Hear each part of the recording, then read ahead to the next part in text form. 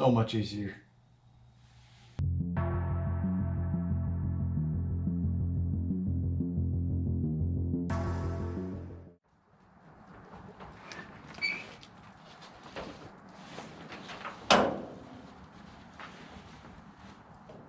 Alright guys, we got our new kit. Let's go ahead and tear this off and fix what we need to fix.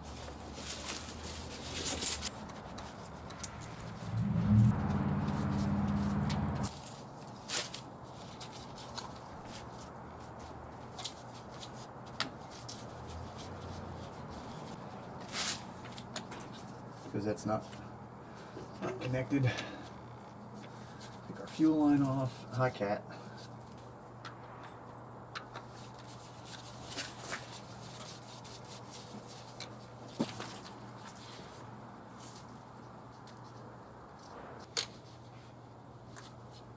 Okay.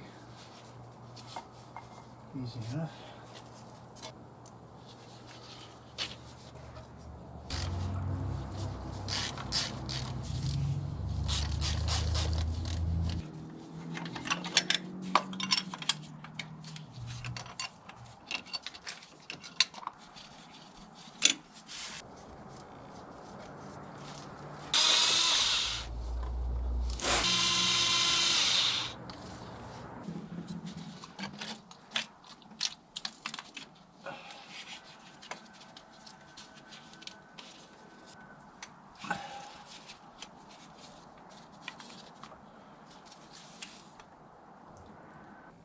Alright guys, so we got the carburetor off the engine. This is what we're going to be resealing. I'm going to replace that too. Take it off of this one. Oh, that doesn't have one. Anyway, this is an extra carburetor that came with the car. Pretty sure it's the same thing. These are supposed to be 580 CFM Street Fighters, I believe. I've already got this one off just to look at it. These things really, I don't think I'd be able to take this one off and put it on this one without ripping it. So I just went and ordered a whole kit. So let's take this one apart and see what we got.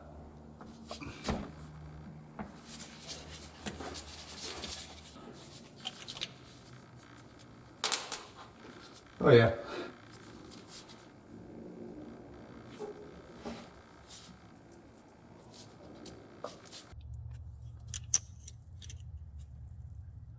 Yeah, that wasn't a...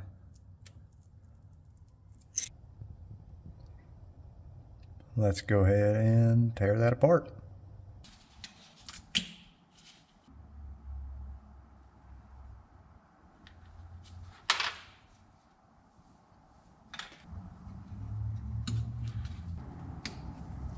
Since I have a kit, I'm going to go ahead and pull this off anyway, just for the heck of it.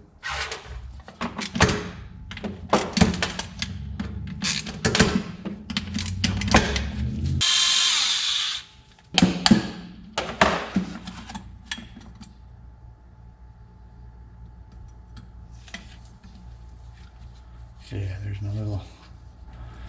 Oof, this thing is crudded up.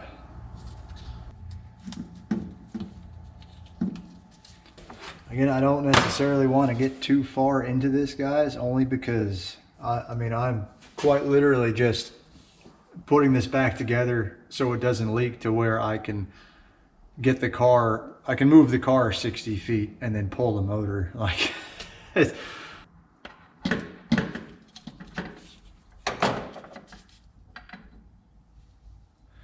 there we go. Boy, I sure wish I knew what the hell I was looking at. Actually, no, I don't care. Anyway.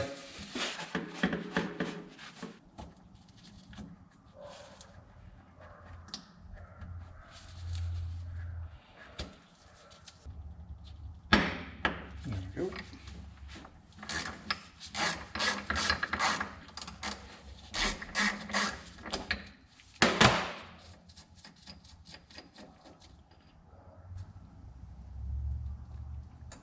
That's all that crud I was talking about.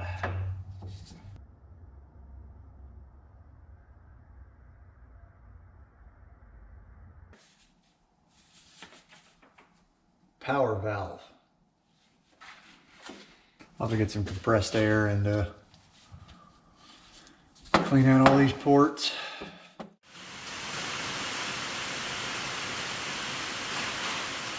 Another rainy day.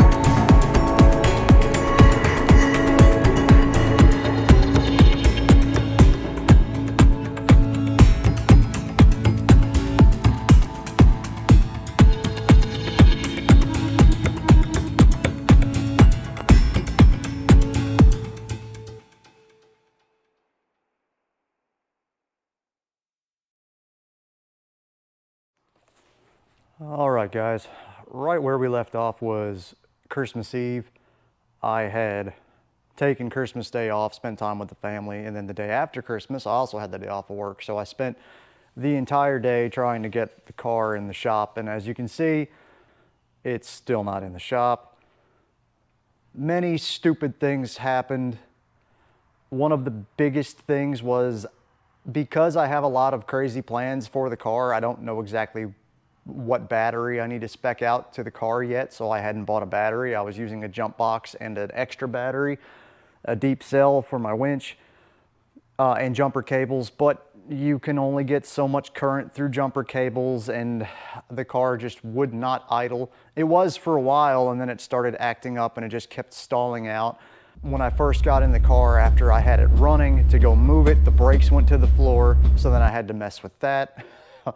The vacuum, the booster was acting up. Every time I'd hit the brakes, the RPM would kind of jump around, and I know that car wasn't born with the booster. The previous owner had installed that. I was constantly having trouble with the choke. For instance, the minute you put power to the ignition, the choke plate would slowly start to just rise to almost straight up. And it's like, well, the motor's dead cold and that's not going to help me. So I then figured out how to set the choke properly. The accelerator pump was rock hard again, even though I had just replaced the diaphragm. Well, that's because somehow I missed a clog. The nozzles themselves were clogged up, and on that carburetor, there was some little float plunger, and that was kind of jammed up too. I got all that cleaned up.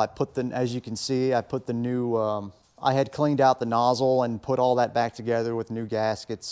So now we'll have an accelerator pump, and you can see how much extra fuel you get when you just even lightly touch the throttle. So that's gonna help drivability quite a bit, even though I've only got to move the car from there to here, but it kept stalling out. I could go on and on about all the little problems it had, but I could get it started, and then I could very slowly actuate the choke plate to full run, and it would somewhat idle, but then it would just, no matter what you did, it would just choke out and die. That might have been voltage related. That little jump box I had, I think it was yelling at me the whole time because I had that hooked up and that battery, and it wasn't happy with what I was doing to it. So maybe that jump box just didn't have enough power to keep the car running, because possibly the alternator's not charging back through. But the booster's unhooked. The choke is set to where it should actually work now. The index was completely off the mark. It was as far lean as it could go. The accelerator pump now works. I bought America's favorite battery, a EverStart Value. And I got a nice little jump starter / decent charger just to have.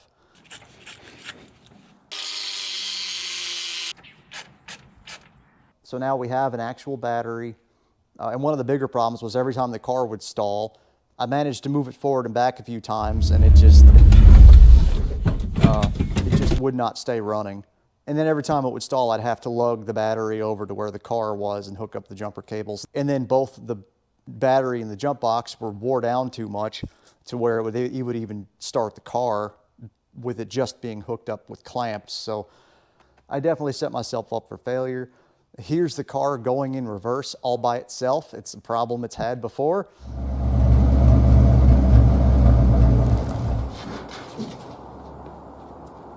So that was interesting, but you saw I had the chalk block set up because it was stupid. But I think now we've got it. I've got the new battery hooked up, boosters unhooked, accelerator pump works, the choke is set to where it's supposed to be.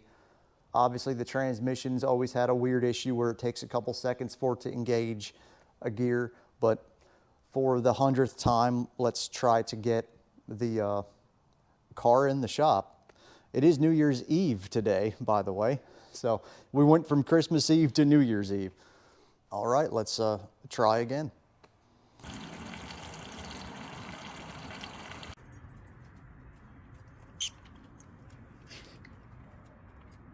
We've got our brand new battery, the 600 cold cranking amp, nothing special. Got our starting switch hooked up for when I'm working on it under the hood.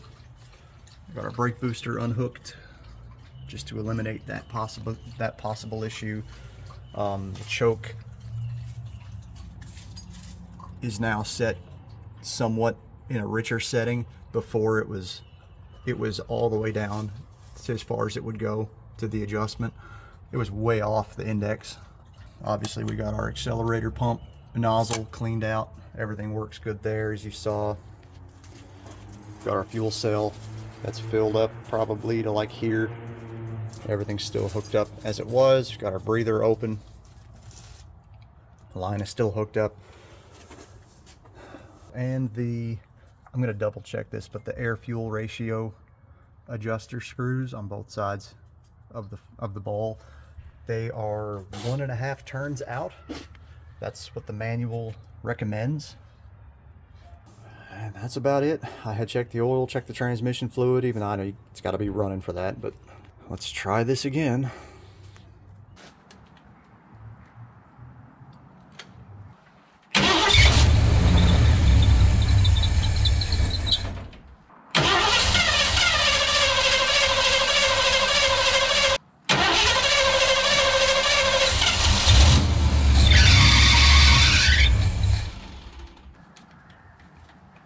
God. Okay, well that was, oops. That's probably why.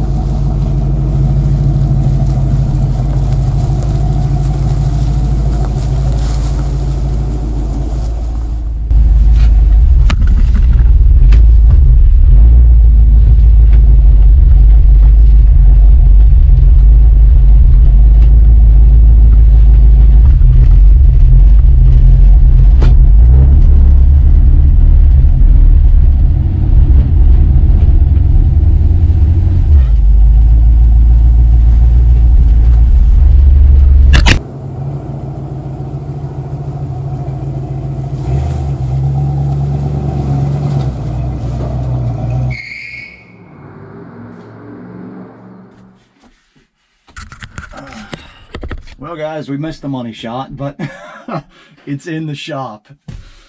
Honestly, I kept telling myself, don't forget to turn the GoPro on in the shop. Don't forget to turn. I had that thing running so many times thinking, oh, I'm going to get the car pulled in today. And this is like the 4th try.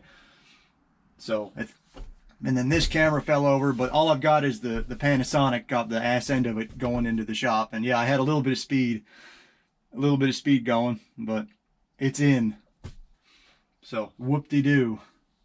Jeez.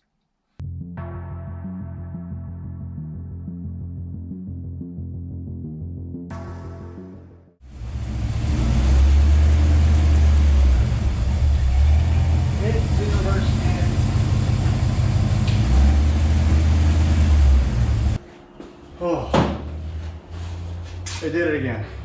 That would have been bad.